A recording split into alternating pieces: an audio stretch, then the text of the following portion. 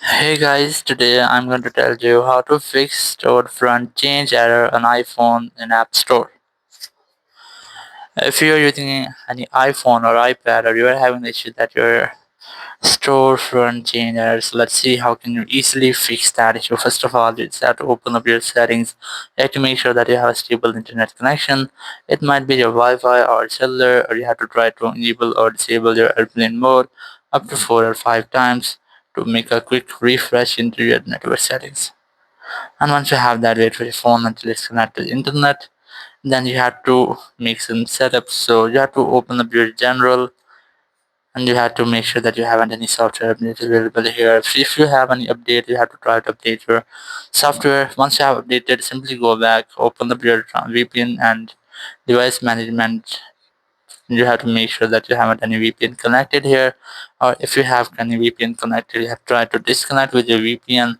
Then go back, open the transfer reset iPhone section, select reset network settings.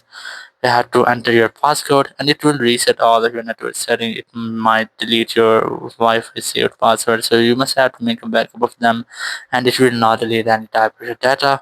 So once you have resetted all of your settings, so will make it might be that it will fix your issue, or if it doesn't, you have to open up your Apple account from here, and then you have to select the option of media and app purchases, select review account,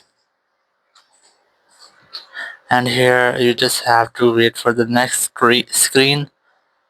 Once you get it, you have to enter your Apple ID password. You will get this type screen after entering your Apple account password, and here you have to simply select the country or region, and then you have to select the region in which you are living. So you have to select the region respected to your debit card or credit card, and once you have selected, simply tap on it, then tap on continue, then tap on agree in the top right corner.